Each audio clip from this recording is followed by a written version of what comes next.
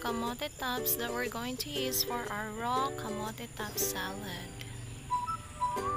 It's really fresh.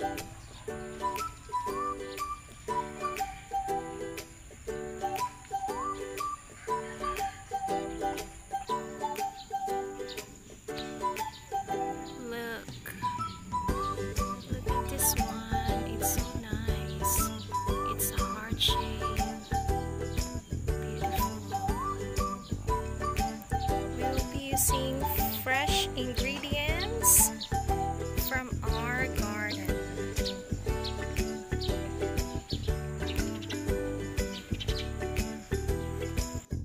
Hi! Mga mamshis, narito na naman tayo sa ating healthy lifestyle na mga menus. Ngayon, ang gagawin natin ay kamote tops salad. Ilaw na kamote na gagawin natin salad. Nakatingin na ba kayo nito?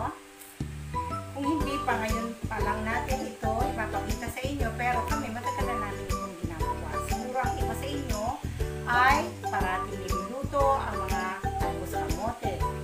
Pero kung gagawin natin itong hilaw na kagaya ng aking ituturo ngayon, mas magiging healthy tayo. Bakit?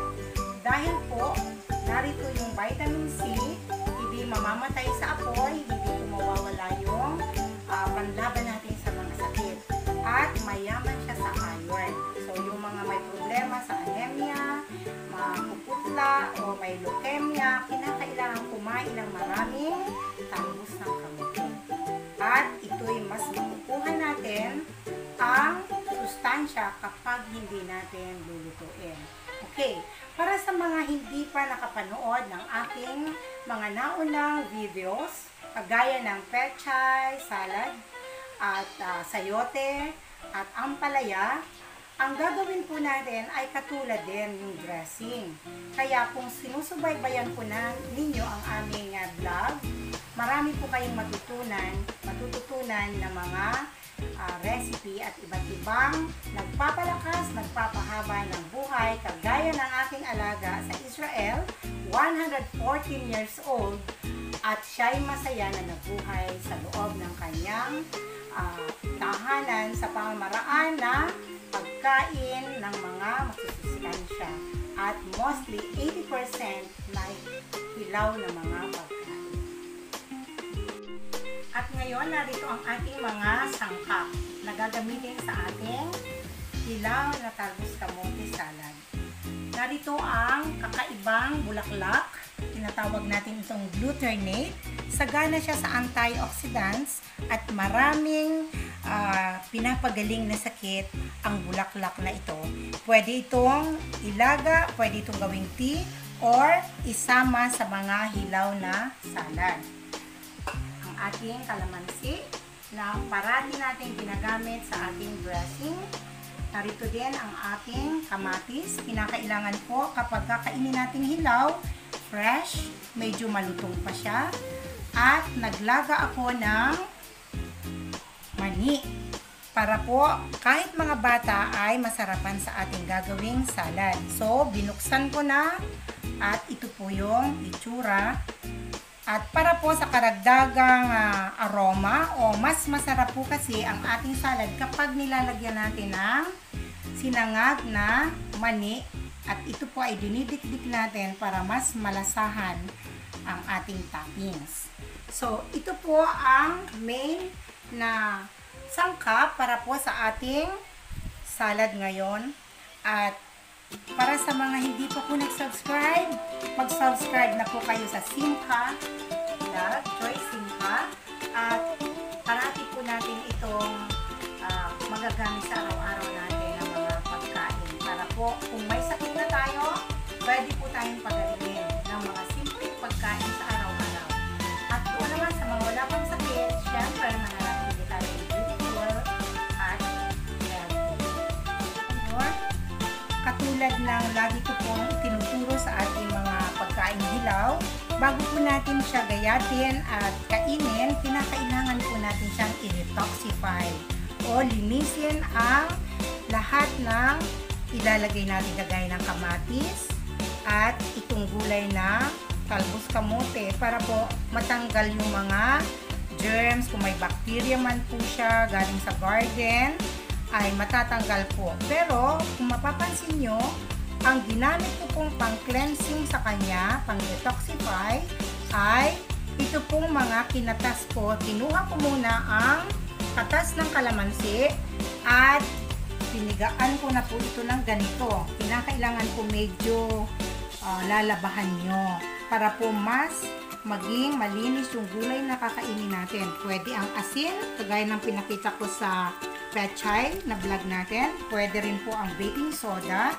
at pwede rin po ang lahat ng balat ng mga lemon o kahit ano pong maaasin dahil yun po ay taglilinis ng lahat ng impurities. Ganun din po ang nagagawa niya sa loob ng ating ito. Ngayon po, after 3 minutes na binabad natin siya para malinisan, hinugasan ko po ulit siya ng 2 beses ng malinis na tubig para po mas maging malinis ang ating mga dahon. So, ang gagawin natin ngayon ay gagayatin po natin lahat ng mga mura pa ay pwede po natin isama. So, tatanggalin natin yung medyo matigas at para po mas masarap nating makain, ang sekreto po ng lahat ng hilaw na gagawin natin, lalo't hindi po pangkaraniwan, kinakailangan po manipis. Kapag po manipis natin, gagawin po natin napakanipis kahit po mga bata ay maiingganyo po natin sila na kumain ng hilaw. Ayan. So, yan po ang sikreto. Kapag nilahok na po natin lahat ng mga ingredients sa manipis na pagkakagayat ng mga gulay na hilaw, hindi na po napapansin ng mga bata na ito ay hindi iniluto.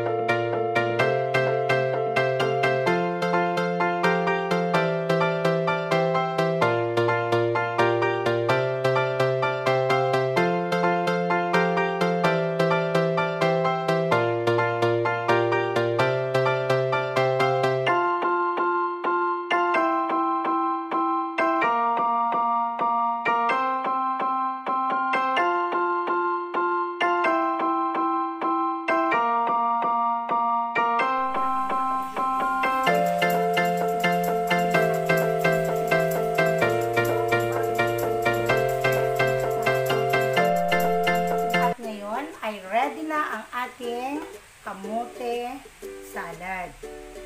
Okay. So, lalagyan na natin siya ng ating mga ingredients na para maging mas masarap. Ito, ang ating glutamate na galing sa garden namin. Hugasan natin siya dahil wala naman siyang dumi at ilalagay natin. Okay. So, ito naman ay para lang sa pampaganda at actually hindi naman siya magbibigay ng pampalasa. Pero magpapahealthy po siya sa atin. Lagi pa ako naglalagay niyan sa aking wellness. Sa lahat ng mga pasyente na gustong gumaling sa kanilang mga sakit, tinuturuan ko silang magtanim ng glutamate. At lalagyan na natin siya ng mani na nilaga. Tapos, lalagyan din natin siya nitong favorite natin na dressing. Sa lahat ng uri ng gagawin nating salad, kalamansi, asin, at asukal na brown. Yun po yung pinakasimpleng dressing na wala kang pwedeng idahilan na hindi ka makakagawa ng salad. Kung mayroon kayong extra virgin olive oil, pwede mong dagdagan. Kung mayroon kang honey para mas malinamnam, pwede mo siyang dagdagan ng honey. Okay. So, lalagyan na natin para hahaluin natin siya at ready na tayong kumain. Ay, it looks nice. Sarap-sarap, diba? Okay. Now, lalagyan din natin para mas masarap, mas malinamnam at mas malasa kapag may dinurog na mani. At nagpapabango din po siya sa ating salad. Ngayon, kung mayroon kayong mga ibang nuts katulad ng almonds, ng kasoy, o ano pa mang uri ng mga nuts na mayroon kayo, pwede din po natin gamitin para mas masarap ang ating salad. So, ready na tayo. Pwede na natin kainin ang hilaw na talbos kamote salad. Napaka-healthy, napakatipid, at nagpapabili ng lahat ng uri ng mga sakit. Kapag sinanay natin ang ating mga anak, ang buong pamilya, maiiwasan ang kalungkutan, maiiwasan ang mga sakit, maiiwasan ang kahirapan. Kapag tayo ay malusog, tunay na kayamanan. Health is wealth. So ito po ang ating napakasarap na salad ngayong araw. At sana po gawin niyo po ito sa inyong mga tahanan at matitikman niyo po ang napakasarap na, napakatipid pa, at tayong lahat ay magiging malusog.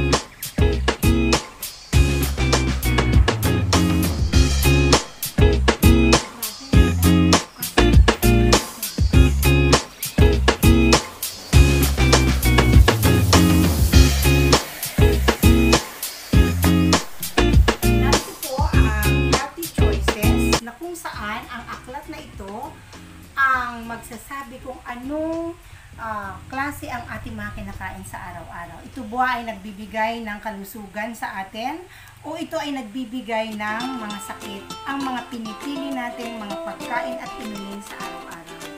So, sa lahat po ng interested sa aklat nito, pwede po kayong magkaroon. Contact niyo lang po ang aming address at narito po sa ibaba ng screen paano po kami mag-marketing at pamagitan ng aklat na ito, magkakaroon po tayo ng kalusugan at kaligayahan sa ating ito. At ito po sa ating healthy book, healthy foods, nakita po natin doon sa nakaraan, pinakita ko rin po ang aklat na healthy food, healthy lives. Makikita po natin doon ang bawat content ng pagkain na kinakain natin, katulad po ng soybeans. Diyan po natin makikita kung ano ba ang mayroon ng mga sustansya sa bawat kinakain natin. For watching, at huwag niyo pong kakaligtaan na i-subscribe ang Joy Simca sa aming YouTube channel at subaybayan ang lahat po ng